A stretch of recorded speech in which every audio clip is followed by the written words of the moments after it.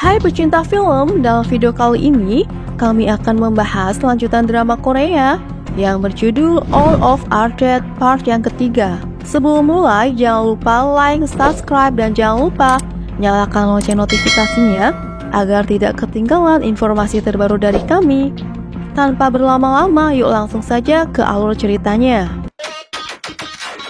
Part ketiga dimulai dengan ayah Onju yang selamat setelah melarikan diri dari kamp pengungsian. Di dalam sekolah, Enji telah berubah menjadi zombie. Dia tiba-tiba merasa ada yang aneh di dalam tubuhnya saat indera pendengaran dan penciumannya menjadi lebih sensitif serta kekuatannya meningkat. Pada saat itu, Enji memasuki sebuah ruangan di mana ada seorang guru yang sedang bersembunyi. Dengan santai, Enji menyatakan bahwa dia sangat lapar dan mulai memakan beberapa ikan yang masih hidup di sana. Pak guru yang melihat hal tersebut merasa takut dan mengambil pisau untuk melindungi dirinya. Enji yang kesal melihat reaksi Pak guru langsung menggigit perutnya dan mengubahnya menjadi zombie. Di sisi lain, terlihat Gwinam yang ternyata masih hidup meskipun ia terjatuh dari lantai atas. Sama seperti Enji juga bisa merasakan keberadaan manusia di sekitarnya. Setelah diperiksa, manusia tersebut ternyata adalah bos berandalan yang sebelumnya sering memerintah Gwinam. Tanpa pengetahuannya, bos tersebut meminta Gwinam untuk mengambil mobil di parkiran agar dia bisa melarikan diri dengan mobil tersebut. Dengan kata lain, bosnya itu ingin menggunakan Gwinam sebagai tameng supaya ia sendiri tetap selamat. Gwinam kesal mendengar permintaan tersebut dan menarik bosnya dari kolong mobil dan mematahkan tangannya sehingga para zombie datang dan memakan bosnya. Sementara itu, dalam ruangan musik, Onju dan teman-temannya mulai merencanakan cara untuk keluar dan pergi ke atap sekolah. Mereka memutuskan untuk memancing para zombie dengan menggunakan alat musik yang ada di ruangan tersebut, agar para zombie berkumpul di situ dan jalan menuju ke atap sekolah menjadi lebih aman. Kemudian mereka mulai menyusun meja dan kursi sebagai tameng untuk menahan serangan para zombie yang akan masuk. Pada saat yang sama, polisi Song dan rekannya bersama dengan kedua anak kecil berhasil keluar dari restoran Chongsan dan melawan para zombie. Mereka kemudian bertemu dengan seorang YouTuber yang sebelumnya nekat mencari konten di kota Hyosan. Karena motor tidak dapat membawa mereka semua, rekan polisi Song akhirnya pergi untuk mengambil sebuah bis agar mereka dapat selamat bersama-sama. Sementara itu, di SMA Hyosan, Chongsan, Onju, dan teman-temannya berhasil mempersiapkan rencana mereka. Awalnya, rencana mereka berjalan dengan cukup baik, tetapi mereka tidak menyadari bahwa jumlah zombie sangatlah banyak. Sehingga mereka harus berjuang keras untuk menahan semua zombie yang mencoba naik melewati tameng mereka. Sementara itu, di kamp pengungsian, pemerintah menciptakan sebuah ruangan penelitian yang digunakan untuk para ilmuwan untuk meneliti para zombie dan mencari cara untuk menghentikan penyebarannya. Di sana, seorang komandan pasukan militer bernama Komandan Jin ditunjuk sebagai penanggung jawab untuk kasus tersebut. Setelah selesai memeriksa ruang penelitian, Komandan Jin mendapatkan informasi tentang seorang warga yang kabur dari kamp pengungsian. Oleh karena itulah, Komandan Jin dan pasukannya pergi ke tempat anggota dewan untuk meminta penjelasan tentang apa yang sebenarnya terjadi. Anggota dewan menjelaskan bahwa petugas yang kabur saat ini sedang dalam perjalanan menuju sekolah Hyosan untuk menyelamatkan putrinya. Oleh karena itulah, anggota dewan meminta Komandan Jin untuk segera mengirimkan bantuan ke sekolah Hyosan.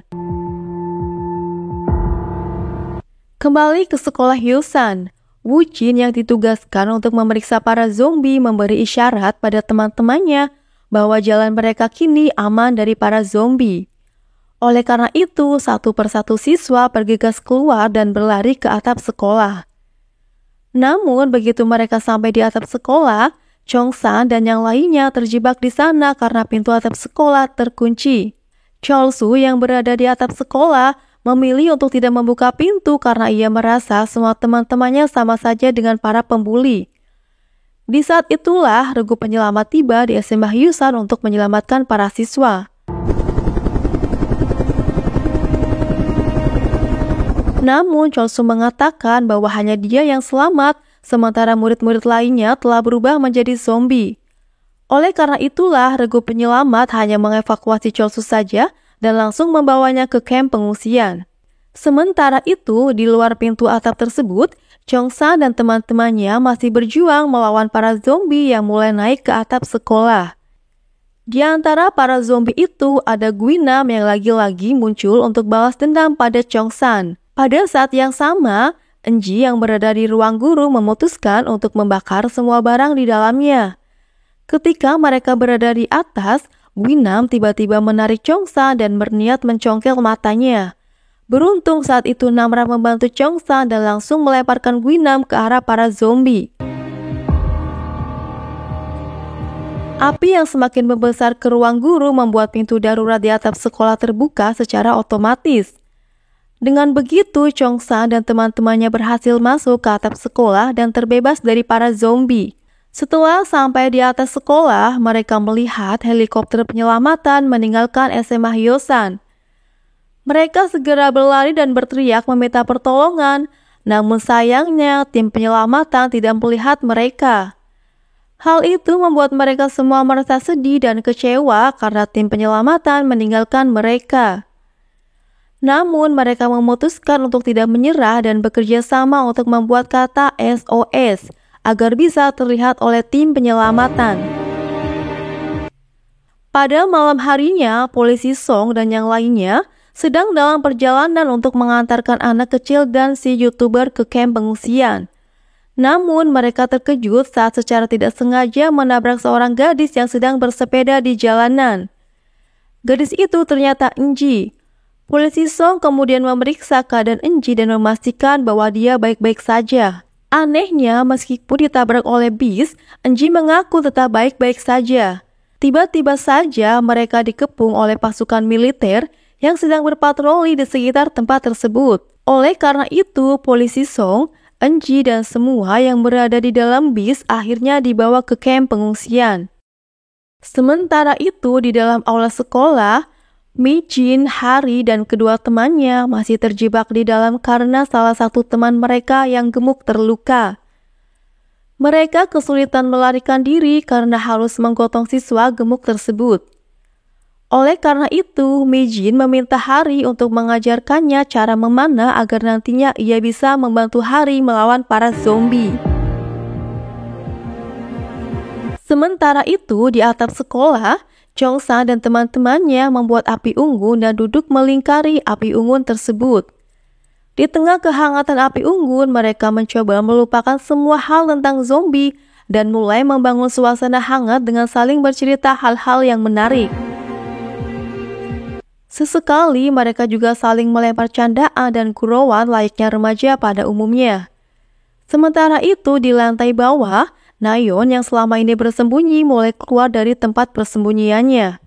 Ia keluar dan mengambil sebuah kamera yang sebelumnya digunakan oleh Chong-sa dan yang lainnya untuk mengabadikan pesan terakhir mereka. Nayeon pun menonton video itu sambil mengingat bagaimana Ibu Park menyelamatkan dari Kyung-soo dan memberikan pesan untuk kembali berkumpul bersama dengan teman-temannya. Karena itulah, Nayeon mengumpulkan beberapa makanan dari ruangan itu dan berniat membawakannya untuk teman-temannya yang lain. Namun saat Nayeon akan pergi ke atap sekolah, Guinam tiba-tiba datang menghampirinya. Guinam lalu berkata kalau ia sedang kelaparan dan ia pun tiba-tiba langsung menggigit Nayeon. Sangat disayangkan, Nayeon yang baru saja ingin meminta maaf pada teman-temannya harus mengalami nasib yang tragis di tangan Guinam. Setelah menggigit Nayeon, Guinam berhasil memulihkan kondisinya dan mulai memanjat pipa yang mengarah ke atap sekolah. Seperti biasa, ia masih saja belum puas sebelum ia bisa mencongkel salah satu mata Chong-san. Ketika sampai di atap sekolah, Guinam langsung berlari dan menyerang Chong-san. Soo-hyuk dan teman-temannya yang melihat hal itu langsung mencoba menyelamatkan Chong-san. Namun sayangnya Guinam masih terlalu kuat, ia tidak bisa dikalahkan dengan mudah. Sampai akhirnya Namra turun tangan dan ia langsung berhadapan dengan Guinam. Tidak disangka pertarungan itu dimenangkan oleh Namra dan berhasil melemparkan Guinam dari atap sekolah. Setelah tiba di kamp pengungsian, polisi Song dan rekannya langsung diinterogasi oleh petugas militer. Polisi Song mengatakan tentang laptop Lee dan meminta izin kepada komandan untuk mengirimkan pasukannya untuk mengambil laptop tersebut. Karena virus dibuat oleh Lee dan semua jawabannya ada di laptop itu. Di luar kamp pengungsian, Enji tidak sengaja bertemu dengan Chol-sul. Chol-sul pun kemudian meminta maaf kepada Enji karena sebelumnya membiarkan ia pergi sendirian mencari handphone Guinam. Sebagai permintaan maaf, Chol-sul memberikan makanannya kepada Enji agar Enji tidak perlu mengantri. Tetapi Enji malah menolak makanan itu dan ia berkata bahwa ia ingin memakan Chol-sul. Setelah Guinam dilemparkan ke bawah, Chong-san dan teman-temannya mulai merasa sedikit lega. Mereka pun berterima kasih kepada Namra karena telah menyelamatkan mereka semua. Namra, anak yang dikenal pendiam, mengatakan kalau hari ini adalah hari yang sangat membahagiakan untuknya dan ia berharap setelah semuanya selesai, mereka semua bisa berkumpul lagi dan membuat api unggun bersama-sama. Tidak lama kemudian, helikopter tim penyelamat kembali tiba. Chong-sa dan teman-temannya merasa sangat bahagia karena akhirnya mereka bisa dievakuasi oleh tim penyelamat. Setelah tiba di tempat, tim penyelamat segera memeriksa keadaan mereka semua. Kemudian, tim penyelamat mengatakan bahwa mereka semua akan diselamatkan setelah tim menyelesaikan misi mereka terlebih dahulu. Kali ini, tim penyelamat dikirim untuk masuk ke SMA Hyusan dan mengambil laptop Lee di ruangan laboratorium. Oleh karena itu, mereka meminta semua orang tetap tenang sampai misi mereka selesai. Setelah menyelesaikan misi, tim penyelamat bersiap-siap untuk mengevakuasi para siswa. Namun, tiba-tiba Komandan Jin mengirim perintah untuk membatalkan semua penyelamatan di SMA Hyusan. Hal ini disebabkan oleh insiden di kamp pengungsian di mana Enji menggigit Chol-su di depan semua orang. Artinya, Enji selama ini sudah terinfeksi namun ia tidak menunjukkan gejala apapun. Komandan Jin khawatir bahwa para siswa di SMA Hyusan juga mengalami hal yang sama seperti Enji. Oleh karena itu, ia meminta pasukannya untuk segera kembali dan meninggalkan semua para siswa yang berada di sana. Keputusan tersebut membuat Chong-sa dan teman-temannya merasa sangat sedih dan frustasi. Semua harapan mereka kini telah hilang dan tidak ada lagi orang yang akan menyelamatkan mereka. Karena kejadian itu, Komandan Jin memutuskan untuk memisahkan semua warga yang dievakuasi dari kota Hyusan untuk menghindari kasus serupa dengan Enji. Tidak lama kemudian, hujan mulai turun di kota Hyusan. Dan hal itu membuat Chong-sa dan teman-temannya merasa sangat bahagia karena mereka semua belum minum selama beberapa hari. Di tengah hujan yang deras, Chong-san mendapatkan ide untuk melarikan diri ke lapangan tenis yang terhubung dengan bukit belakang sekolah. Dengan melewati bukit tersebut, mereka bisa mencapai perbatasan yang menghubungkan kota Hyusan dengan kota lain. Karena tidak mungkin ada yang akan datang menyelamatkan mereka, mereka terpaksa harus menyelamatkan diri sendiri. Mereka merencanakan untuk memanfaatkan suara hujan yang deras untuk menyamarkan langkah kaki mereka sehingga para zombie tidak akan menyadari keberadaan mereka. Dengan hati-hati, Chong-san dan teman-temannya mulai melaksanakan rencana tersebut. Mereka berjalan perlahan. Chong-san dan teman-temannya berhasil melewati para zombie di sekitar mereka tanpa diketahui.